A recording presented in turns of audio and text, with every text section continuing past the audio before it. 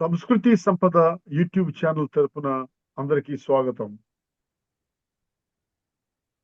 ఉపనిషద్ విజ్ఞానము అనే శీర్షిక ద్వారా శ్రీ ఎంవి లోకనాథం గారు ధారావాహిక ప్రసంగం చేస్తున్నారు. వారి ధారావాహిక ప్రసంగంలో ఈరోజు 65వ ప్రసంగం చేస్తున్నారు. ఈనాటి ఉపనిషత్తు ఈశావాస్యోపనిషత్. దానిపై వారు ప్రసంగిస్తారు. శ్రీ లోకనాథం గారికి స్వాగతం. ధన్యవాదాలు. హరి ఓం తత్సత్. ఓం గురవే సర్వలోకానాం విషజే భవరోగిణాం నిధయే సర్వవిద్యానాం దక్షిణామూర్తయే నమః. ఓం సర్వగురుభ్యో నమః. పరిపూర్ణ పరబ్రహ్మ స్వరూపులైన ప్రియాత్మ బంధువులారా, వందనములు. మనము ఈశావాస్యోపనిషత్తులోని మంత్రములను గూర్చి వివరించుకునుచున్నాము. ఈశావాస్యోపనిషత్తులోని మంత్రములు ప్రకృతి హిరణ్య గర్భోపాసన తెలుపు 12వ మంత్రములో మనం ఉన్నాము. శాంతి మంత్ర పూర్వకంగా ప్రారంభిస్తాము. ఓం పూర్ణమదః పూర్ణమిదం పూర్ణాత్ పూర్ణముదచ్యతే పూర్ణస్య పూర్ణమాదాయ పూర్ణమేవావశిష్యతే. మరి ఈ మంత్రము అంధం తమః ప్రవిశంతి ఏ అసంభూతి ఉపాసతే తతో భూయ యువతే తమోయ సంభూత్యాం వ్రతాః. ఎవరైతే అసంభూతిని ఉపాసిస్తారో, అసంభూతి అంటే ప్రకృతి 3 గుణములతో చెందినటువంటి ప్రకృతిని ఎవరైతే ఉపాసిస్తారో అటువంటి వారు అంధకారమైనటువంటి చీకటిలో మునుగుతూ ఉంటారని మనం తెలుసుకున్నాం. మరి అంతకంటే ఎక్కువ గాఢాంధకారములో హిరణ్య గర్భోపాసన చేసిన వారు ఆ అంధములో అంటే తమస్సులో మునిగి తేలుతుంటారని ఈ మంత్రము నింద చేయుచున్నది. అంటే ఉపనిషత్తులోని మొట్టమొదటి 8 శ్లోకాలు జ్ఞానమును గురించి వివరించాయి. జ్ఞానము ఆత్మ జ్ఞానాన్ని సంపాదించాలి.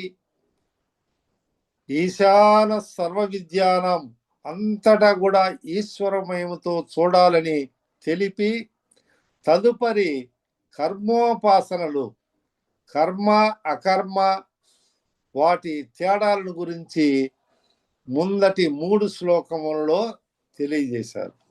తదుపరి ఇప్పుడు ఈ సంభూతి అసంభూతి యొక్క ఉపాసన చేసేటటువంటి వాళ్ళు అంధకారములో మునిగి తేలుతారు. ప్రకృతి ఉపాసన చేసే వాళ్ళకంటే హిరణ్య గర్భోపాసన చేసినటువంటి వాళ్ళు ఎక్కువ కాలము ఈ తమస్సులో, ఈ చీకటిలో లేకపోతే చీకటి లోకములలో వాళ్ళు ఉంటారు, వాళ్ళు అనుభవిస్తారు. అంటే ఆత్మ జ్ఞానము లేకుండా కొట్టుమిట్టాడుతారు అని. కాబట్టి జాగ్రత్త వహించండి, ఆత్మ జ్ఞానాన్ని పొందండి అని ఇండైరెక్ట్ గా అపరోక్షంగా మనకు తెలియజేస్తున్నది. అందుకని మనము అసంభూతి, సంభూతి, దీని గురించి మనం తెలుసుకుంటూ పుట్టుక, సంభూతి. సంభూతి అంటే ఒక వ్యక్తమైనటువంటిది, కార్యబ్రహ్మ వ్యక్తమైనటువంటిది. ప్రకృతోపాసన ఏమిటో అనగా ఈ మాయా స్వరూపమైనటువంటి ప్రకృతి అవ్యక్తమైనటువంటిది, ఆ కారణమైనటువంటి ఈ ప్రకృతి గుణాలను ఉపాసించేవాళ్ళు. ప్రకృతి గుణాలను అంటే మనము ఎన్నో రకాలైనటువంటి మరి పాంచభౌతికమైనటువంటి వాటినంతా కూడా మనము ఉపాసిస్తాము. అందువలన అసంభూతి, జగత్తునకు ఉపాదాన కారణమగు మాయాశక్తి, అవిద్య, అవ్యాకృతము, అవ్యక్తము, ఇటువంటి అవిద్యను గూర్చినటువంటి ఉపాసకులంతా కూడా గాఢాంధకారములో మునిగిపోతారు అని తెలియజేస్తూ, పతంజలి మహర్షుల వారు చెప్పినటువంటి యోగ శాస్త్రములోని ప్రథమ పాదాన్ని గురించి మనం తెలుసుకుంటున్నాము. భవ ప్రత్యయో విదేహ ప్రకృతి లయానాం. అంటే ఈ భవము అంటే అవిద్యా సంబంధమైనటువంటి జనన మరణ ప్రవాహ రూపమైనటువంటి సంసారాన్ని మునిగి తేలుతుంటారు. కాబట్టి ఈ భవములో సంసార సంబంధమైనటువంటి జ్ఞానములో వీళ్ళుంటారు. విదేహులనగా ఈ పురుష వివేకం, ప్రకృతి పురుష వివేకము లేనివారు పంచభూతములు ఎందు గాని, శ్రోత్రాది వాగీంద్రియముల ఎందు గాని ఆత్మ భావన చేసి ఉంటారు. సమాధిను దానిలో లీనమై ఉంటారు. అంటే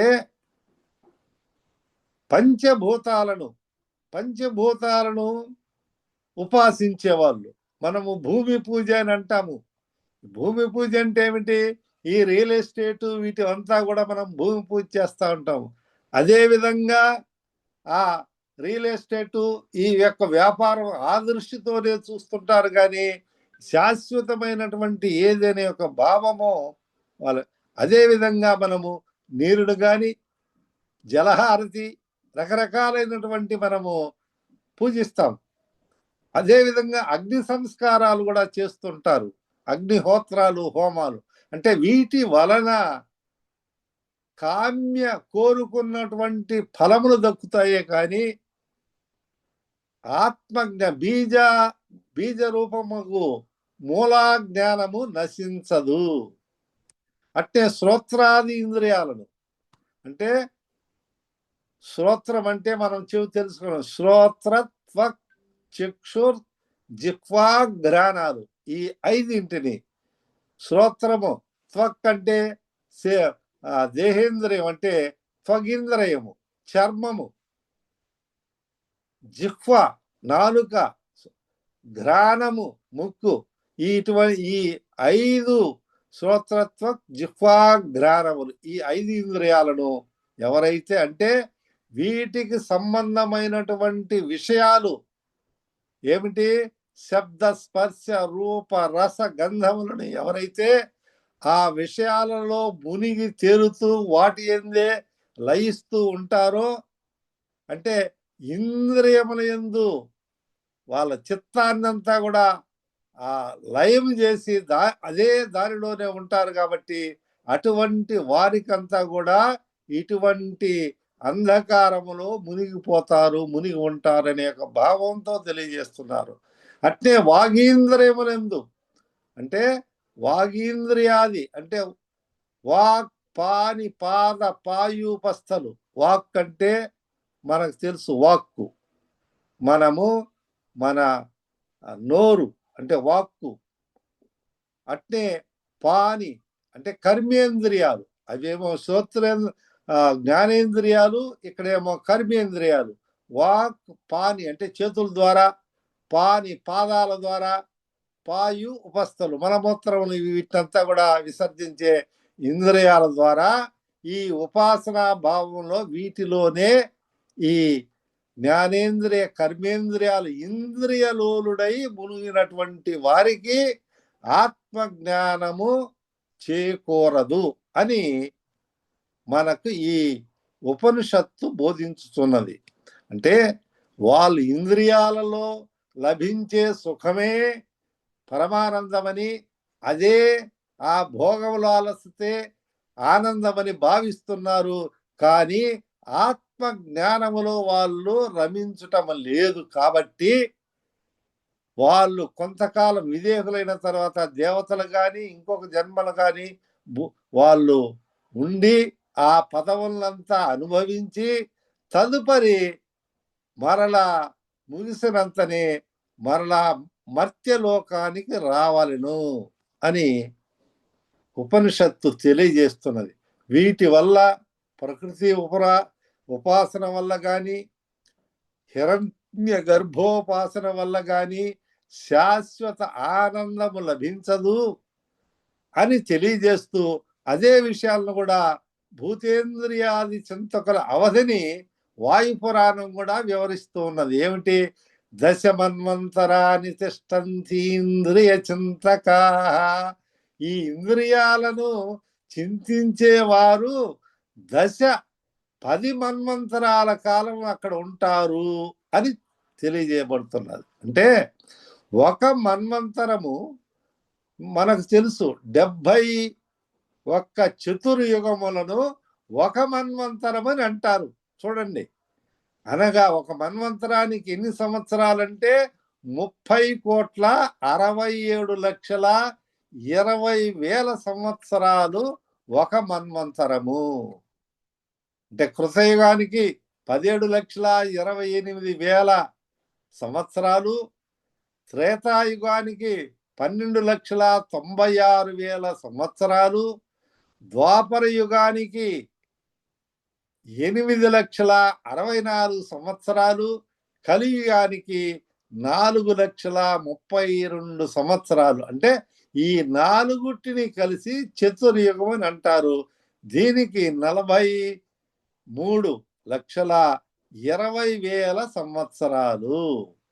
ఒక మన్వంతరం అంటే 67,20,000 సంవత్సరాలు ఉంటాయని. అంటే ఇంత సుదీర్ఘమైనటువంటి కాలము ఈ లోకాలలో వీళ్ళు అనుభవించుతున్నారు.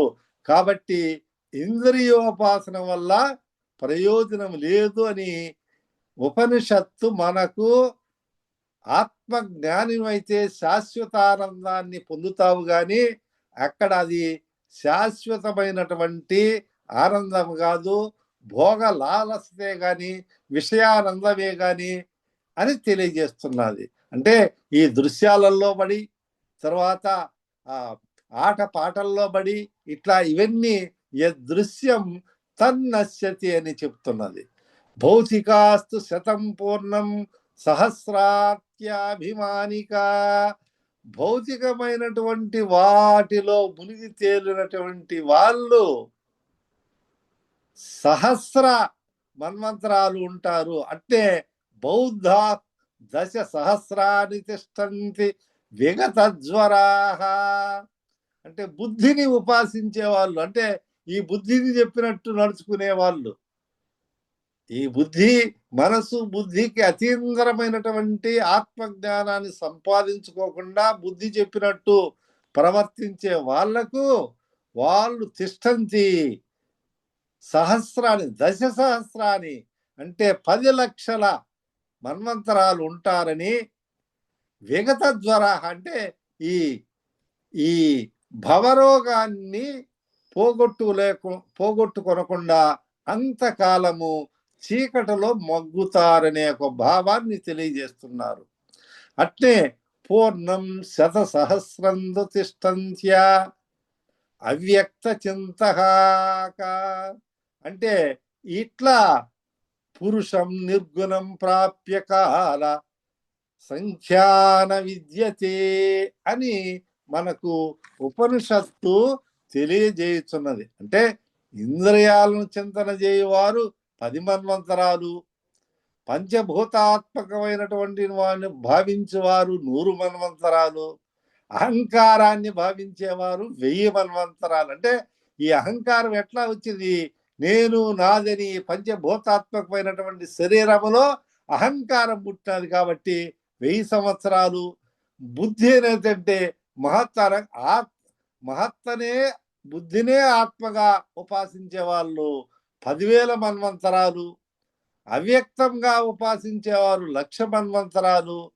వీరి ఆనందానికి ఇవి హద్దులని తెలియజేసినారు. అంటే ఎంత ఎన్ని మన్వంతరాలు, ఎన్ని లక్షల సంవత్సరాలు దానిలో విషయ చింతనలో, విషయానందంలో గడిపినా ఆత్మ జ్ఞాని కాలేరు.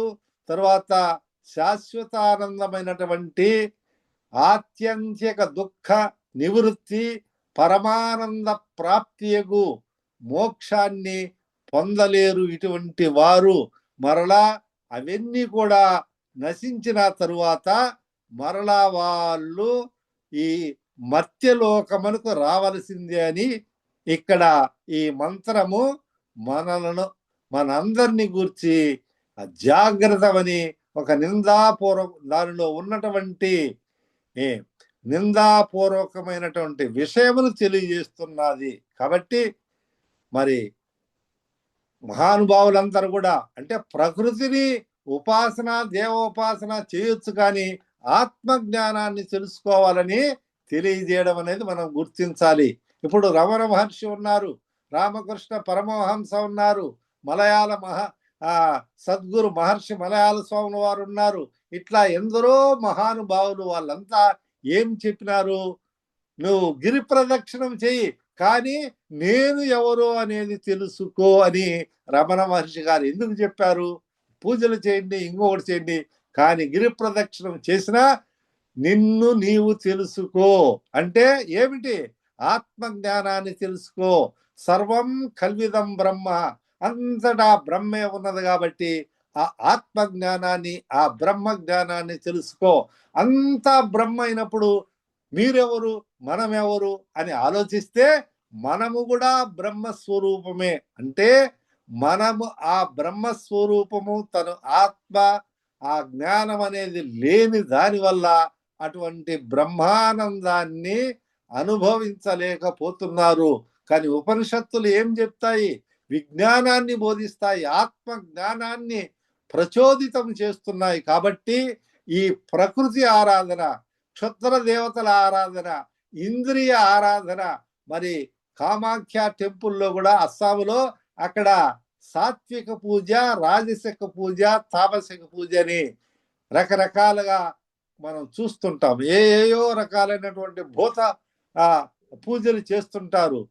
అవన్నీ దానివల్ల ఏమిటి ప్రయోజనము?